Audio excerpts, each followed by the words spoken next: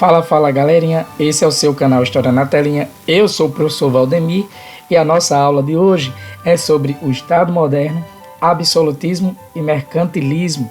Então nós vamos falar como é que os reinos, por meio de seus reis, eles se formaram, como os reis concentraram novamente total poder nas mãos, dando início assim ao absolutismo, e como o mercantilismo contribuiu para este cenário, ou um ajudando o outro. São temas correlacionados, então vem comigo que a gente vai aprender bastante. O fortalecimento do poder dos reis. Na Europa, a partir dos anos 1000, ou seja, do século XI, ocorreu um crescimento do comércio e das cidades e a formação de um novo grupo social, a burguesia, que era composta basicamente por mercadores e artesãos, o que corresponderia hoje aos empresários.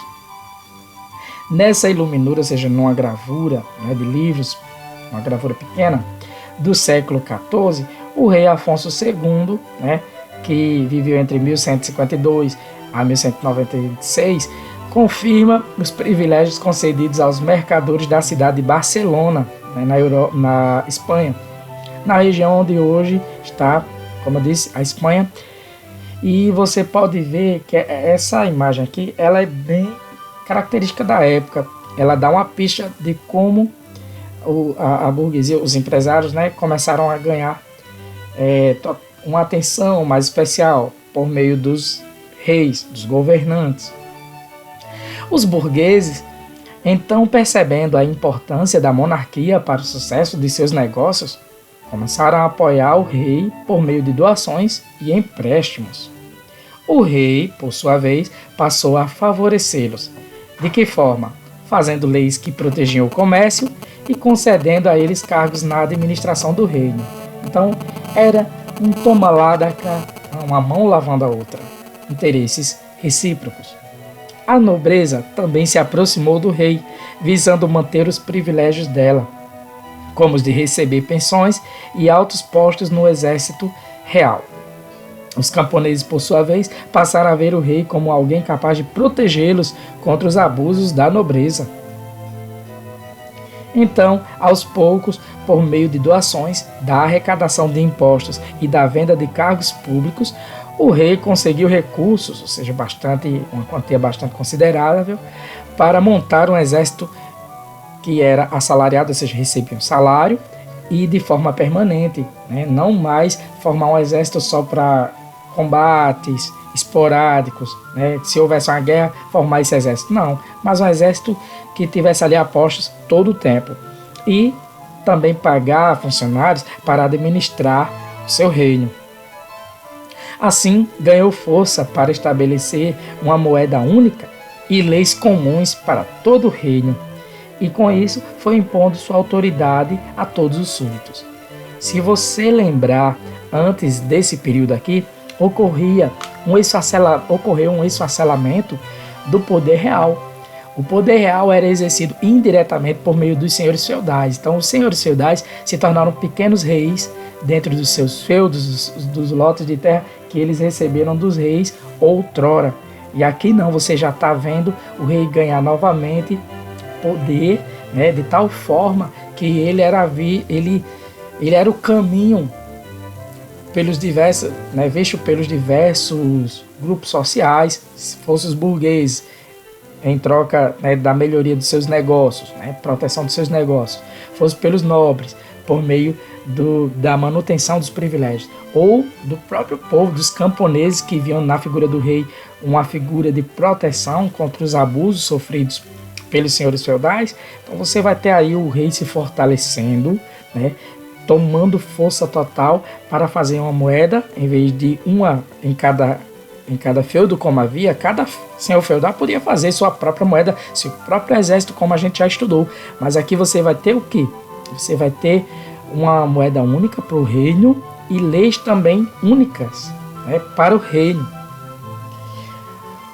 O fortalecimento gradual, ou seja, passo a passo do poder dos reis entre os séculos XI e XV, é conhecido como processo de formação do Estado moderno.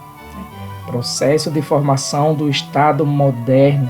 Então, é um passo a passo em que os reis, cada vez mais eles vão se fortalecendo, vão fortalecendo seus poderes e vão,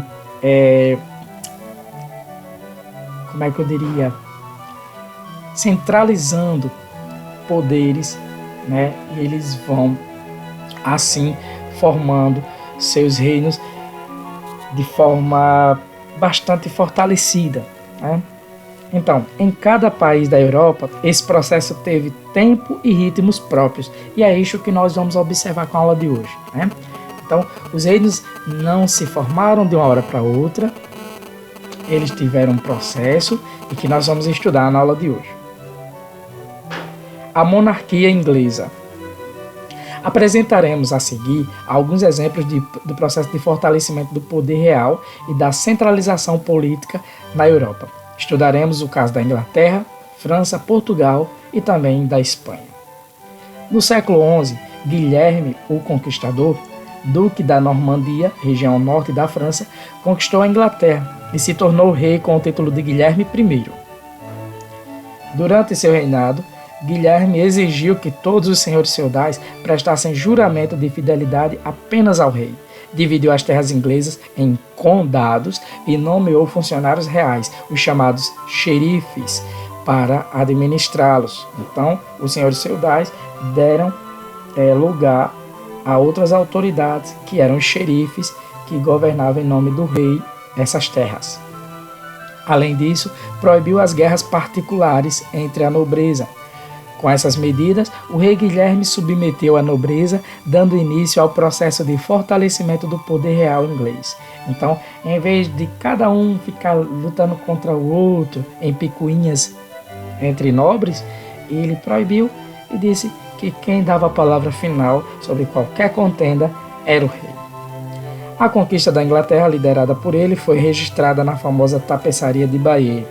Vejam, a Tapeçaria de Bayeux é uma obra de 70 metros de comprimento que descreve em 58 cenas a conquista da Inglaterra pelos normandos liderados por Guilherme, o Conquistador. Daí o nome, Conquistador, porque ele conquistou o poder na Inglaterra. Atualmente, ela se encontra, a Tapeçaria de Bayeux, no Museu de Bayeux, na cidade de mesmo nome, no norte da França. Note que a narrativa lembra uma história em quadrinhos. Aqui você tem apenas 3 cenas. Então, na cena 1, você tem os normandos desembarcando cavalos necessários à guerra na conquista. Eles levaram cavalos em embarcações para as guerras, os combates para conquistar aquela terra. Na cena 2, você tem os normandos construindo fortificações para melhor combater os ingleses. Na cena 3, Guilherme o Conquistador, ele encoraja seus homens na luta pela conquista da Inglaterra. Em cada cena você vai ter aqui na Tapeçaria de Bayeux como os franceses tomaram conta da Inglaterra.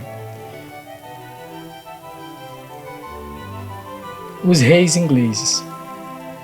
Henrique II, que viveu entre 1154 e 1189, um dos sucessores de Guilherme I, acelerou o processo de fortalecimento do poder real, exigindo que todas as questões fossem julgadas por tribunais reais e não pelos da nobreza, pelos tribunais da nobreza. Que você tem Henrique II. Então, olha só que interessante.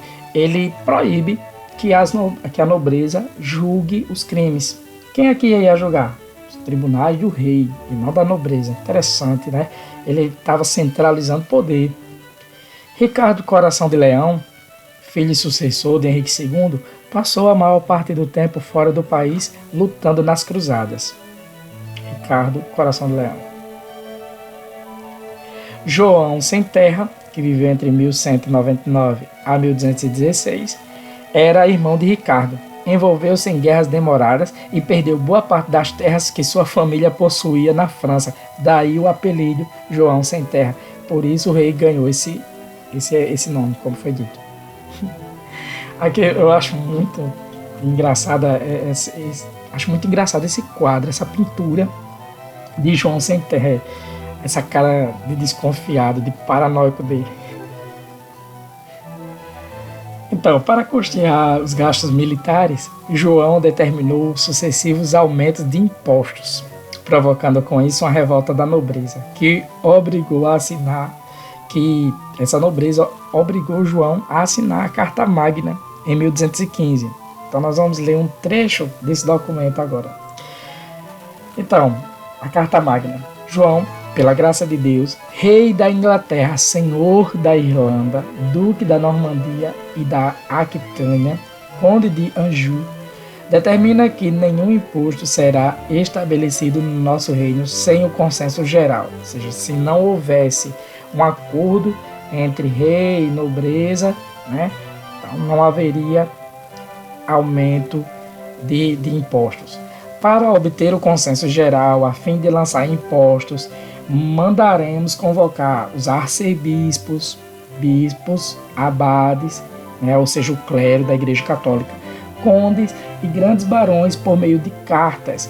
E, além disso, mandaremos convocar todos os nossos vassalos direto. Todos os mercadores poderão livre e seguramente sair da Inglaterra, nela entrar, permanecer e passar, quer por terra, quer por água, para comprar e vender, sem receio de extorsões legais, de acordo com o antigo costume. Então, aqui, a Carta Magna, certo? Ela é o primeiro documento no Ocidente que vai estabelecer limites ao governante, começando pelo rei. Então, é o documento que estabelece a monarquia constitucional.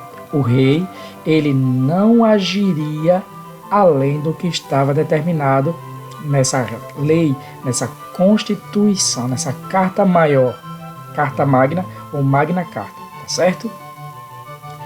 Henrique III, que viveu entre 1216 e 1272, desrespeitou a Magna Carta, impondo a cobrança de novos impostos, o que provocou outra revolta da nobreza. Os nobres eles se insurgiram contra essas determinações reais de mais impostos porque isso atrapalhava os negócios. A burguesia também participou dessa revolta e com isso ganhou o direito de fazer parte do Grande Conselho, que no ano de 1265 passou a ser chamado de Parlamento. Então o Parlamento Britânico ele nasce no ano de 1265, né, a participação direta do povo nas decisões.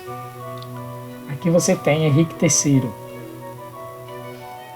Os reis medievais convocavam e dissolviam o parlamento e também propunham o assunto a ser debatido.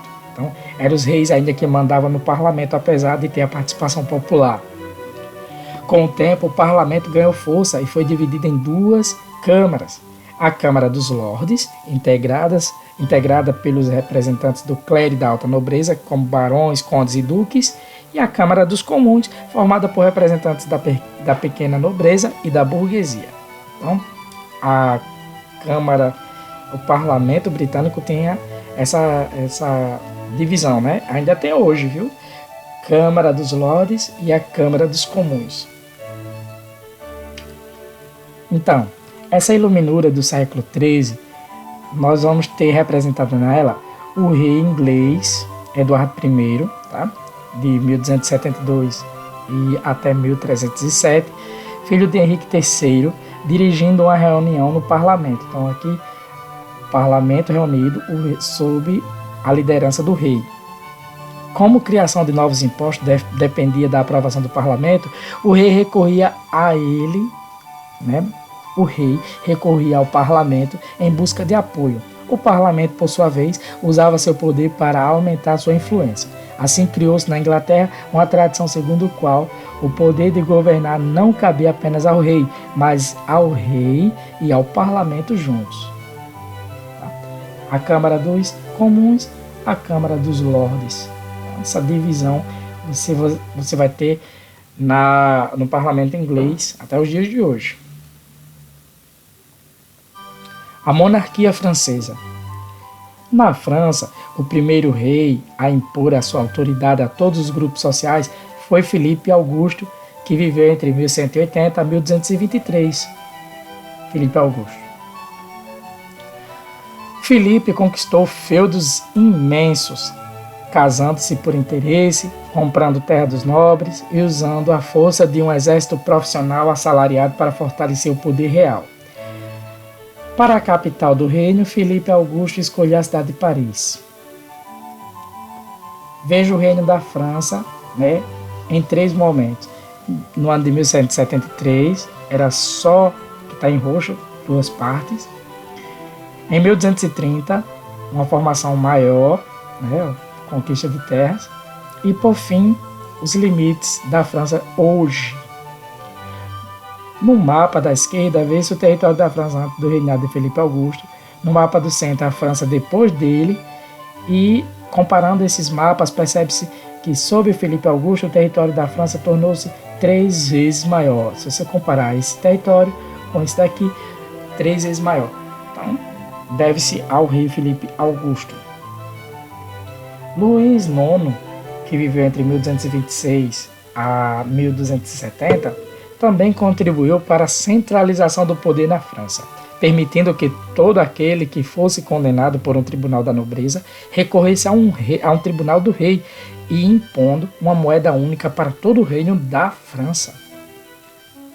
Aqui nós temos Luís IX, ou Luís IX.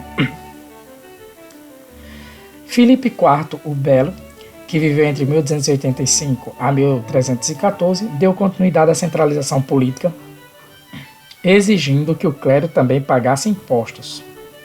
Filipe o Belo. Como o Papa se opôs a essa decisão, Filipe IV convocou os Estados Gerais, que em 1302 aprovaram sua decisão. Assim, pouco a pouco, o rei foi ganhando poder e impondo sua autoridade a todo o reino. As guerras que fortaleceram o rei. 2 importantes guerras também colaboraram para a centralização na Europa. A Guerra dos 100 Anos, que na verdade durou 116 anos, de 1337 a 1453, enfraqueceu a nobreza, pois muitos nobres morreram no conflito, e as guerras de religião.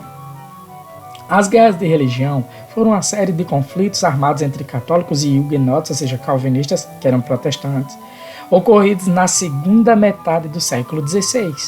Esses conflitos opuseram 2 grandes famílias da nobreza, os de Guise, a família dos Guise, católica, e a dos Bourbon, protestante, e resultaram em episódios sangrentos. Vamos vê-los. Um deles ocorreu no dia 24 de agosto de 1572, na França, quando a rainha Catarina de Médici, interessada em afirmar o poder monárquico, ordenou a matança de protestantes. A violência se estendeu ao interior do país, ocasionando a morte de 30.000 protestantes. O episódio ficou conhecido como Noite de São Bartolomeu, pois foi no dia desse santo católico que aconteceu essa matança. Catarina de Médici. Então você tem a Noite de São Bartolomeu, gravura em cobre, imagem colorizada. Você tem os huguenotes, ou seja, os protestantes sendo assassinados por ordem da rainha Catarina de Médici. Na França, as guerras entre católicos e protestantes chegaram ao fim no reinado de Henrique IV, que, ao assumir o trono em 1589, renunciou ao protestantismo, ou seja, ele deixou de ser protestante, passou a ser católico, com a célebre frase: Paris bem vale uma missa. 9 anos depois, ele assinou o Edito de Nantes, ou Nantes, depende da pronúncia aí, que concedia liberdade religiosa aos protestantes. Então, só veio a se apaziguar todo esse cenário de guerra religiosa entre católicos e protestantes a partir do Edito de Nantes, já no fim do século XVI. O absolutismo. Então, a palavra absolutismo vem de absoluto, total. Como vocês viram, os reis começaram a centralizar total poder nas mãos. É isso que dá início ao absolutismo. Durante o processo de centralização política, algumas monarquias europeias adotaram o absolutismo, que era o regime político caracterizado por uma grande concentração de poder nas mãos do rei. Os monarcas absolutistas, os reis absolutistas podiam convocar o exército, criar e cobrar impostos, fazer leis e declarar guerras a outros reinos. Mas, ao contrário do que se possa parecer, o poder do rei absolutista tinha limites. Ele tinha seu poder limitado pelos costumes da época, pela tradição e pela existência de ministros fortes. Entre os fatores que contribuíram para o estabelecimento do absolutismo estão o aperfeiçoamento da imprensa, a reforma protestante e a política de caça às bruxas, os quais a gente vai estudar um por um. No que diz respeito à imprensa, ela melhorou o sistema de comunicação em toda a extensão do reino, aumentando o poder do rei sobre seus súditos. Já a reforma protestante enfraqueceu o poder universal do Papa. Lembre-se que era o Papa quem constituía reis e depunha os reis, ou seja, tirava os reis do trono, se eles assim agissem contra o Papa ou se fossem excomungados da igreja. E a reforma protestante solapou esse poder papal ali nos reinos europeus, o que propiciou o fortalecimento do poder real. E no que se refere à política de caça às bruxas, essa foi aplicada contra as populações camponesas. Inicialmente, os reis espalhavam o pânico no campo, acusando os camponeses, sobretudo as mulheres, de praticarem feitiçaria. Depois, com a desculpa de combatê-la, os reis condenavam essas pessoas à morte na fogueira ou na forca. E dessa forma, estendiam a autoridade deles também ao campo. Então, a caça às bruxas, ou aos feiticeiros, principalmente os alvos eram as mulheres. O professor, e como é que uma pessoa era acusada de bruxaria? Nessa época aí, ainda no século XVI, se você demonstrasse conhecimento para fazer chás que curavam as pessoas, você poderia ser acusado de bruxaria.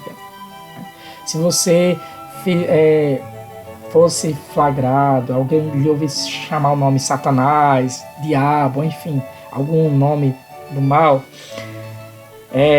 você também era acusado de ser satanista, ou seja, de ser um herege, invocador do diabo, adorador do diabo, e isso também poderia lhe custar a vida. Então, era por coisas assim que as pessoas muitas vezes pagavam na fogueira. É certo que havia sim rituais de feitiçaria, Tanto é que é dessa época que muita coisa foi guardada, escritos de bruxas, que foram reservados. Havia a prática de bruxaria, mas muitas pessoas foram enforcadas ou foram queimadas vivas inocentemente. Então, dessa forma também os reis, eles garantiram poder por meio do terror. Então, aqui você tem os reis definiram o crime de feitiçaria como de lesa majestade, ou seja, traição ao rei. E com essa justificativa, reprimiram brutalmente homens e mulheres, camponeses em sua maioria. Essa gravura do século XVI mostra camponesas sendo queimadas sob a acusação de bruxaria. As camponesas. A imagem representa um fato real ocorrido em 1555. Teóricos do absolutismo. Como era uma ideia do poder absoluto do rei, era necessário que tivesse intelectuais defendendo-a. Nós vamos falar de dois deles. Conforme os reis impunham a autoridade deles, em toda a extensão do reino surgiram pensadores que refletiam sobre o absolutismo monárquico. Alguns deles justificam esse regime político. Por exemplo, Thomas Hobbes, que viveu entre 1588 a 1679, ele foi um filósofo inglês e escreveu o livro O Leviatã. Dizia que no princípio os homens viviam em um estado natural, obedecendo apenas aos seus interesses particulares. Por isso a vida era uma guerra permanente de todos contra todos. E o homem era lobo do homem, ou seja, ele fazia mal a si mesmo. Ele corria perigo por conta dele mesmo, do próprio homem, da natureza humana. Então, para evitar a destruição da humanidade, os seres humanos teriam renunciado a todo direito e a toda liberdade em favor de um único senhor, que seria o Estado absolutista, ou seja, o governo absoluto, o governo com poder total. Portanto, segundo Hobbes, foram os próprios seres humanos que entregaram seu poder a um homem, o monarca absolutista. Pois bem, aqui Thomas Hobbes. Já Jacques Bossuet, ele viveu entre 1627 a 1704, era um bispo francês e escreveu o livro A Política Tirada da Sagrada Escritura, uma teoria apoiada na Bíblia. Para Bossuet, o rei era o representante de Deus na terra e, como tal, era infalível. Assim, o direito que o rei tinha de governar de modo absoluto era de origem divina. Por isso, a teoria criada por Bossuet é chamada de teoria do direito divino dos reis. Segundo essa teoria, o maior crime que um súdito podia cometer seria, então, o de trair o seu rei, o de lesa majestade. Aqui você tem dois teóricos e duas ideias. Em Hobbes, você tem o absolutismo real, o poder absoluto do rei, vindo da necessidade do ser humano de se resguardar de si mesmo. Então, o ser humano ele entrega suas liberdades, sua vida ao rei para que haja ordem. Já em Bossuet, você tem a autoridade real vinda do próprio Deus. Então, se o rei estava entronizado, se o rei estava coroado, era vontade de Deus e não se podia trair o rei. Jacques Bossuet. O absolutismo variou no tempo e no espaço. O rei que melhor encarnou o regime absolutista na Europa Ocidental foi o rei Luís XIV, que viveu entre 1643 a 1715, chamado também de o Rei Sol. A gente vai falar dele mais à frente. Luís XIV. O reinado de Luís XIV, o Rei Sol. O rei que melhor encarnou o absolutismo na Europa Ocidental foi Luís XIV, que viveu entre 1643 a 1715, o Rei Sol, que reinou de fato por 54 anos. No poder, ele julgava e punia, dava ordens e fiscalizava a execução delas, decidia pessoalmente pelo Estado francês, ou seja, pelo governo da França. Enfim, agia de acordo com a frase atribuída a ele mesmo: L'État, c'est moi. Em francês, o Estado sou eu. Então aqui você tem o ministro de Luís XVI, aqui Luís XVI, e Jean-Baptiste Colbert, apresentando ao rei os membros da Academia Real de Ciência, tá certo? Colbert apresentando ao rei os membros da Academia de Ciência. Durante seu longo reinado, além de usar o exército para impor a sua autoridade, Luís XIV procurou também atender aos interesses da nobreza e da burguesia. Atraiu a nobreza, distribuindo pensões e cargos bem remunerados. Então ele soube como envolver os nobres, no apoio a ele.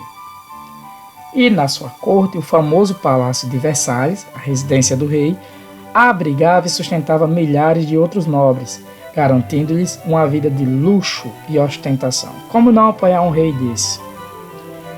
Para agradar a burguesia, seja os empresários, o rei entregou a direção da economia a Jean-Baptiste Colbert, membro de uma importante família burguesa. Para manter a balança comercial favorável, Colbert aumentou os impostos sobre os produtos que vinham de fora, ou seja, os produtos estrangeiros, dificultando sua entrada no país, e diminuiu os impostos sobre as exportações francesas. Então ele cobrava mais imposto dos produtos que vinham de fora e diminuiu os impostos dos produtos que saíam da França para outros países. Além disso, concedeu prêmios em dinheiro a várias manufaturas francesas, sobretudo as de artigos de luxo. Colbert estimulou a economia, mas não conseguiu equilibrar as finanças, principalmente por causa dos gastos escandalosos da corte das sucessivas guerras externas e da fuga de capitais, ou seja, de dinheiro, motivada por intolerância religiosa. É que, em 1685, o Rei Sol proibiu a liberdade de culto dos protestantes, muitos deles ricos negociantes, e por isso deixaram o país rumo à Suíça, Inglaterra e Holanda, levando consigo seus capitais. Funcionava assim: havia muitos comerciantes ricos, burgueses, que eram protestantes, e eles ajudavam bastante a economia com seus negócios.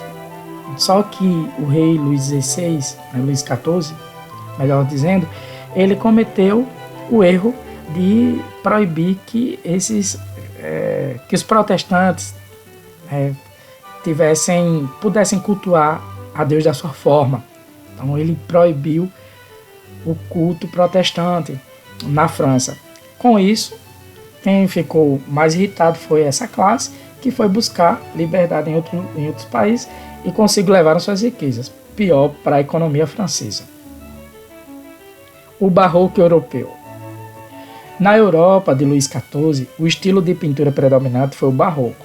Esse estilo surgiu na Itália no final do século XVI e tinha como principais características a disposição dos elementos na tela, quase sempre em diagonal, gosto pelas oposições, com acentuado contraste entre o claro e o escuro e entre luz e sombra, como você pode ver aqui, luz e sombra. Predominância de temas religiosos ou ligados à vida da nobreza ou ainda o cotidiano das pessoas comuns. Nessa cena você pode ver isso. A Velha Cozinheira, de 1618, pintura de Diego Velázquez.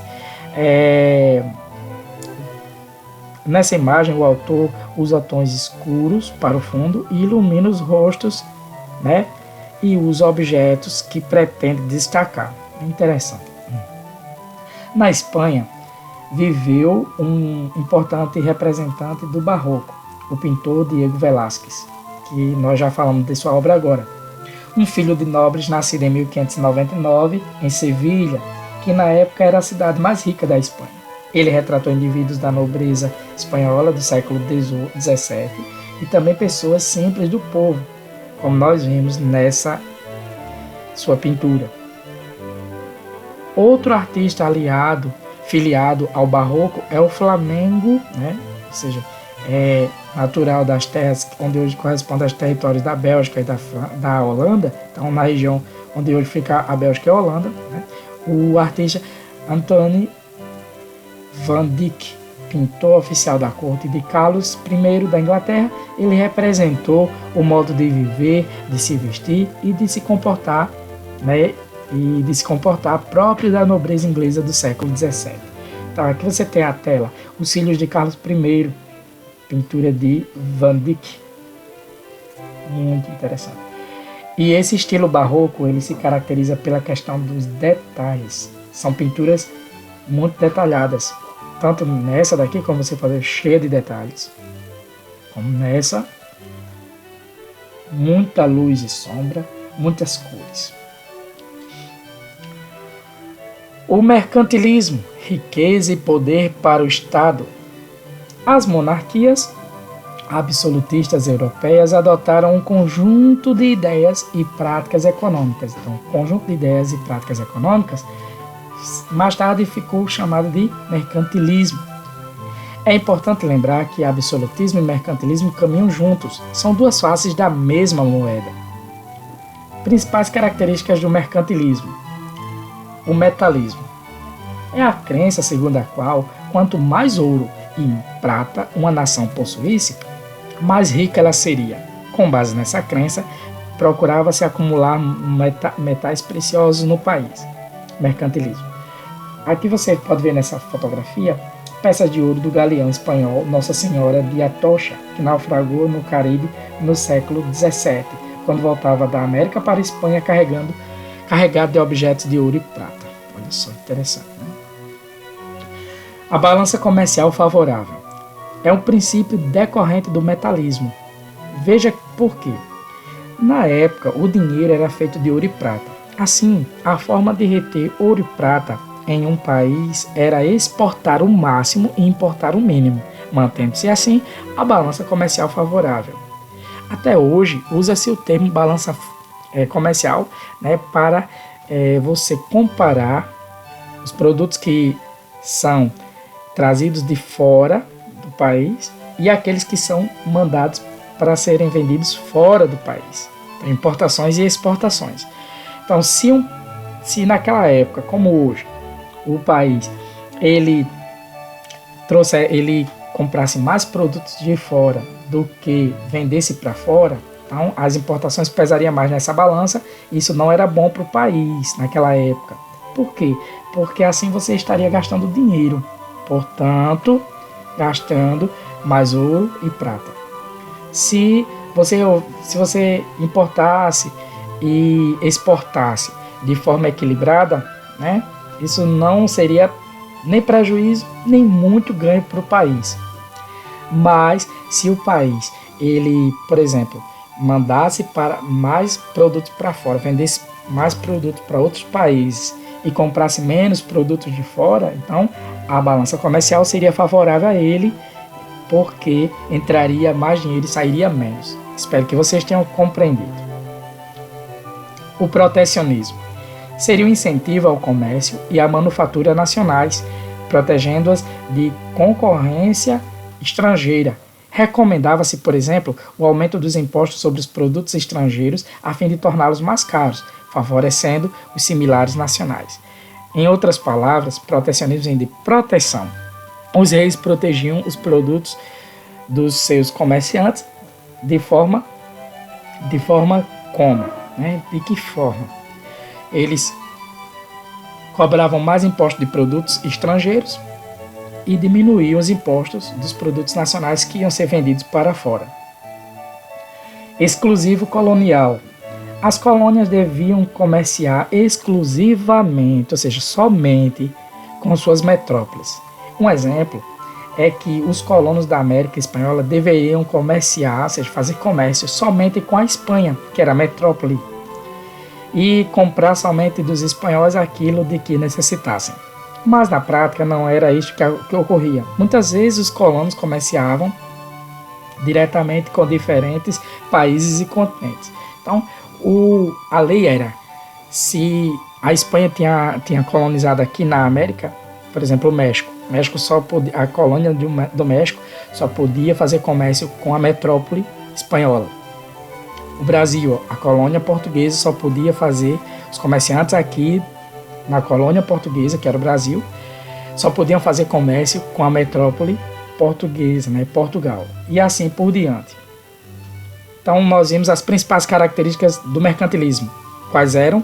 Metalismo, quanto mais ouro e prata, melhor. Balança comercial favorável, quanto vendesse mais produtos para fora do que comprar produtos de fora, melhor. Protecionismo, mais impostos sobre os produtos estrangeiros, protegendo os produtos internos. E o exclusivo colonial, as colônias só podiam fazer comércio e comprar da metrópole. Então aqui nós temos um resumo do mercantilismo.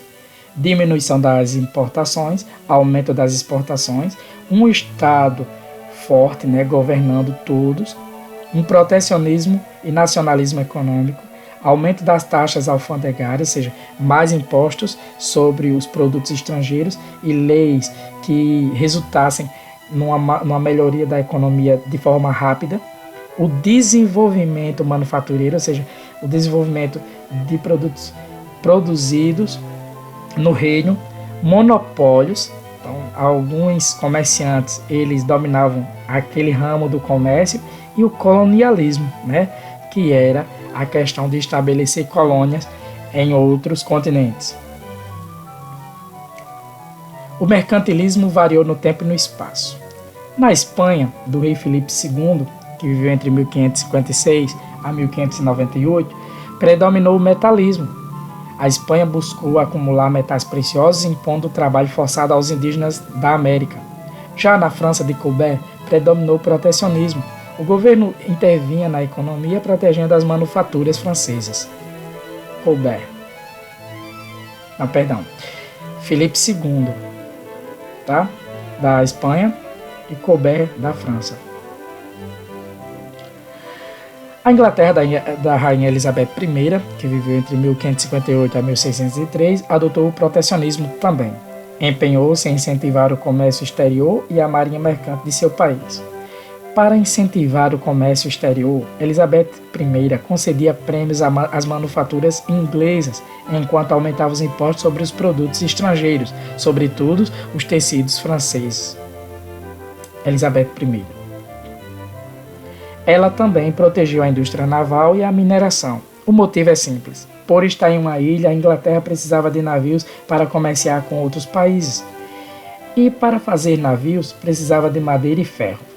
A monarquia inglesa também acumulou capitais, custeando e apoiando a pirataria nas costas da América, da África e da Ásia.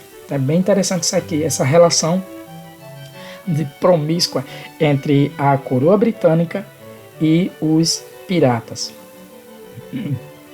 Essas medidas dos reis absolutistas fortaleceram os estados nacionais e, ao mesmo tempo, promoveram o crescimento de um grupo social que lucrava com o comércio, a burguesia mercantil. É o nome, mercantilismo. O acúmulo de capitais por meio da circulação de mercadorias permitiu a Revolução Industrial, que essa viesse a acontecer. Assim, o mercantilismo criou as condições para a emergência do capitalismo. Então, quando a gente fala de capitalismo, a acumulação de dinheiro, do lucro, visando-se o lucro por meio dos negócios, você vai ter como base o mercantilismo. Foi o mercantilismo que propiciou o surgimento do capitalismo, por meio da Revolução Industrial, ali no século XVII para o século XVIII na Inglaterra. Aqui você tem a obra que representa a Rainha Elizabeth I concedendo o título de Cavaleiro Corsário ao Francis Drake. Então, o que era um corsário? Era um pirata que tinha carta de corso, daí o nome corsário, era a licença para a prática da pirataria de Sua Majestade a Rainha da Inglaterra. E o capitalismo é um sistema socioeconômico caracterizado pela propriedade privada dos meios de produção, terras, fábricas, equipamentos, entre outros, relações assalariadas de trabalho e a produção visando o lucro. Já foi falado. A formação das monarquias ibéricas. Nós vamos falar agora da Espanha e de Portugal. Tanto a monarquia portuguesa quanto a monarquia espanhola se formaram durante as lutas dos cristãos para expulsar os árabes muçulmanos da Península Ibérica. Essas lutas são chamadas de reconquistas, porque estavam reconquistando o território, pois o objetivo dos cristãos era justamente reconquistar as terras perdidas para os árabes. Com a invasão dos árabes muçulmanos, a liderança cristã se retirou para o norte da Península Ibérica, onde fundou 4 reinos: Leão, Castela, Navarra e Aragão. A partir do século IX, ou seja, dos anos 800, no entanto, animada pelo espírito das cruzadas e pelas desavenças entre os próprios muçulmanos, a liderança cristã iniciou as lutas da reconquista. Acompanhe esse processo nos mapas que eu vou mostrar. Então, a reconquista da Península Ibérica. Lembra dos 4 reinos ao norte? Os reis foram acuados no norte pelo avanço do Império Muçulmano, que vinha da África e em direção à Europa. Só não avançaram mais por conta dos reis francos, reis católicos, que impediram esse avanço à época. Então aqui você tinha os reinos de Leão e Castela, Navarra, Aragão e ainda tinha o Condado de Barcelona. Tá? Então eles começaram a avançar para o sul para retomar essas terras. Veja que no mapa 2 você já tem uma maior área sendo conquistada por eles e a formação do Condado de Portugal. Aqui no terceiro mapa você tem um avanço dessas terras, que já tinha. Aí você já vai ter o Condado de Algarve, e Portugal, que se tornaria um Portugal mais tarde. Ainda uma porção dominada pelos muçulmanos, o Califado Almohade. E Granada, você já vai ter aqui um reinado cristão também, tá? E por fim, nesse último mapa, você vai ter a formação mais próximas de hoje: Portugal, Castela, Granada, Aragão e Navarra, que viriam a ser Espanha. Como se vê nessa sequência de mapa, a partir do século XI, os reinos cristãos reconquistaram pouco a pouco os territórios perdidos para os árabes na península. A formação de Portugal.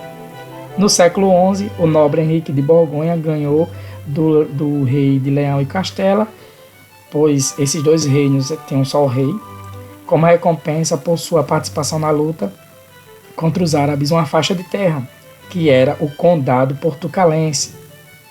Então aqui nós temos o conde Dom Henrique. O filho dele, seu herdeiro, Afonso Henriques, continuou a combater os árabes e ao mesmo tempo liderou a luta para conquistar a independência do condado. Dom Henriques. Em 1139, ele rompeu com o reino de Leão e Castela e proclamou a independência do condado, fundando assim o reino de Portugal. Afonso Henriques sagrou-se rei, o primeiro de Portugal, e deu início à dinastia de Borgonha. Os reinos dessa dinastia continuaram lutando contra os árabes e em 1249 incorporaram as terras de Algarve, na região sul. Completou-se assim a formação do reino de Portugal. Então essa foi como foi a formação de Portugal por meio de um rompimento, né, de Afonso Henrique com o rei de Leão e Castela. A formação da Espanha. Na região vizinha a Portugal, a luta dos cristãos contra os árabes muçulmanos era liderada pelos reis de Aragão e Castela. No século XIII, esses dois reinos contavam com cidades portuárias movimentadas, como Barcelona, por exemplo, e uma burguesia próspera que colaborava com a monarquia fornecendo dinheiro para a luta contra os árabes de religião muçulmana. Em 1469, ocorreu um fato decisivo para o processo que estamos estudando. Os reis cristãos Fernando de Aragão e Isabel de Castela se casaram e se uniram, uniram as terras deles e seus esforços no combate aos árabes. Então, o reino da Espanha se dá pela formação, se forma pelo casamento de Isabel e Fernando. Em 1492, os exércitos de Fernando e Isabel ampliaram seu território, reconquistando Granada, último reduto árabe da Península Ibérica. Anos depois, com a conquista de Navarra, completou-se a formação do Reino da Espanha. Mapa mental. Bom, a gente estudou tudo isso, é bom para fixar. Então, o absolutismo monárquico, o rei concentrando poder total em suas mãos, ele dá início ao Estado moderno, que é marcado pela centralização política. O rei tem é centralizado na figura do rei todo o poder, tá? E há um fortalecimento das monarquias nacionais. O rei, ele tinha poder ilimitado, incontestável e inquestionável, Mas ele depois vai ser limitado pelas constituições, como nós já vimos, pelas tradições da época, enfim, pelos costumes. Já o absolutismo monárquico, ele tinha os seus teóricos, e dentre os principais nós temos Jacques Bossuet, que justificava a escolha do rei como vontade divina, e Thomas Hobbes, escritor de O Leviatã, para quem o rei deve garantir a ordem social, o homem é lobo do homem, e ele também estabelece o contrato social. As pessoas, elas convivem socialmente, umas com as outras, por conta de um contrato, o chamado contrato social, que é um acordo tácito, ou seja, um acordo que ninguém precisa dizer, eu concordo com isso, eu concordo com aquilo. Não, você sabe implicitamente, ou seja, porque é uma coisa que é comum, já virou comum na sociedade, que você não deve fazer. Por exemplo, uma casa está aberta, Você não precisa ninguém dizer que se a casa não é sua, não precisa invadir aquela casa, já que não é sua.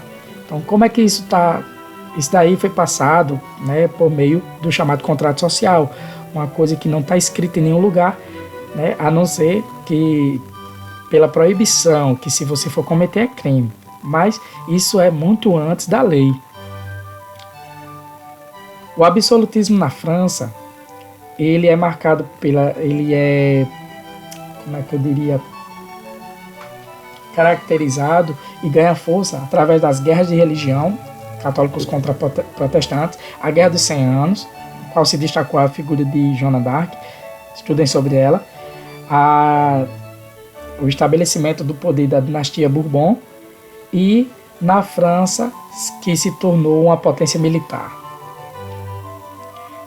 Na mesma França, Luís XIV, o Rei Sol, ele dizia que o Estado era ele, né? O Estado sou eu. O ministro Colbert vai estabelecer medidas econômicas que vão garantir que a França se torne uma potência econômica, mas não vai poder fazer muito porque o rei gastava bastante, né? Havia gastos excessivos. Já o absolutismo na Inglaterra, ele vai ter na figura, né, de Elizabeth I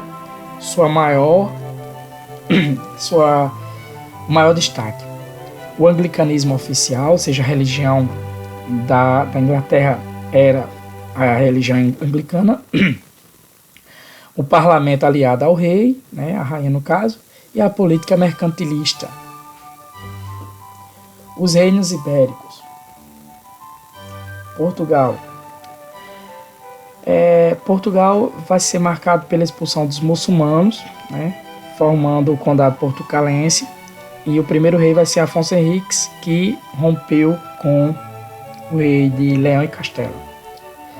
Já a Espanha vai ser formada por meio do casamento de Fernando de Aragão e Isabel de Castela, e por meio da reconquista de Granada e Navarra. Então, aqui está um resumo de tudo que a gente viu. Essa foi nossa aula, espero que vocês tenham gostado. Se tiverem alguma dúvida, voltem, pausem e vejam com atenção. Estudar é preciso. Um forte abraço, fiquem com Deus e tchau, tchau.